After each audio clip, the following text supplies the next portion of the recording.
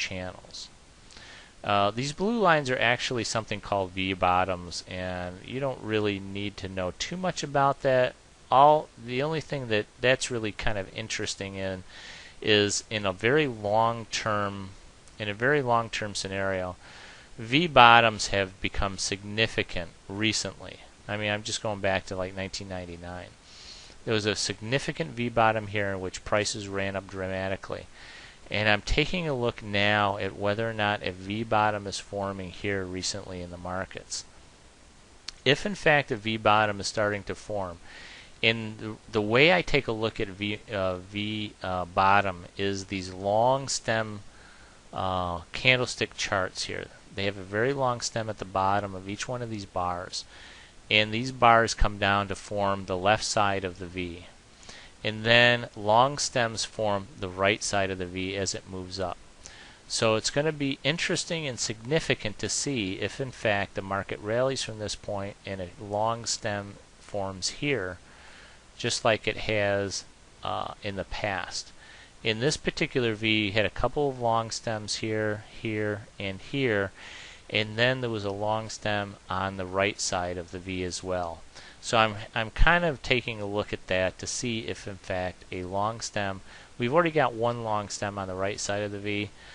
I'm kind of taking a look and keeping an eye on this one, this particular month now, to determine whether or not another long stem is going to be in place here, in which will act as support for the market to move up from this point. But channels is also another significant technical analysis tool that you can use. I showed you support and resistance points, and now I'll show you how I draw channels. Let's eliminate this channel just for a second. Let's eliminate this channel. This is actually a sideways channel. I like to take a look at channels, especially long-term channels. And the way I do that is I simply go into my drawing tools. I highlight channel here. And the way I place my channels is basically taking a look at these high points and seeing where they line up with maybe any low points previously to that.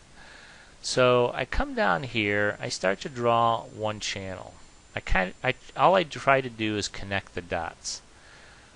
And then what happens is this channel tool begins to pop out, and I can start to draw a channel here on the bottom of this. And you really have to kind of eye it. You know, where do you want your channel to start? Where do you want it to end? You know, what do you want to include? What don't you want to include? So, you know, you could make an argument for placing the channel here, because there's a little bar here touching that channel. I want as many touch points as possible on this lower channel line and on the upper channel line. There was a support level here that I liked. There was a little bit of a support here. There was resistance here. There was resistance up in here on this upper trend line channel. And I like to see as many points as possible touching this uptrend channel line, this top channel line. I also like to see, when I form these channels, as many points that touch it at the bottom as well. So here's one point, here's another point, there's another point here, and there's a couple of points in here. And so far, prices have not broken through this particular uptrend channel line, this lower trend channel line. So, you know, I'll be keeping a very, very close eye on that as well. So that is additional, you know, that's additional evidence that not only is the uptrend still intact, but we may also be forming a V bottom here in prices of the Dow Jones Industrial Average. If that's the case, and prices do not significantly drop through this lower trend channel line, or drop below this V that is being formed on this V bottom. Now, if prices were to drop below this V and they were to drop below this lower trend channel line, then I would suggest that we're probably going to be in a very long bear market, or at least a trading market in between this 11,500 and 12,750 or even higher level for a long, long time. These two, basically, the support and resistance points and a channel. Now, this upper trend channel line is the upper trend channel line, and then this is 25% of this. And you can set that up when you do your price and when you do your channels. And I can show you too that if you highlight this, you can see that you want to, if you want to, you can show the 75% line, which is this upper line, upper middle line, and you can show the 25% line, which is this lower middle line. You can also show the 50% median line, which goes right through the center of it. And sometimes that's significant as well. Generally, what will happen is as prices move down to touch this lower trend line, they will pause at the 50% line, which they did here, before hitting the 75% line and then hitting this top line here. And that's exactly what happens.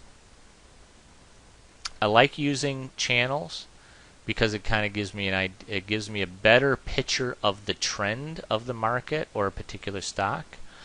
I also like support and resistance points, and I've given you just about everything I use in technical analysis. These V bottoms are not really that necessary. If you just learn the support and resistance points and the trends and the channels, that's pretty much all you're going to need for entering both the monthly trades as well as the trades that we're going to talk about in Module 11. And then when you add to that the price and volume analysis that I talked about earlier. For example, one of the reasons that I like Starbucks at this level was because of these large price bars here. It looked like, I mean, if you take a look at the amount of volume coming into this stock at these levels, at the 23 level, there was over 127 million shares, 137 million shares traded on that one day.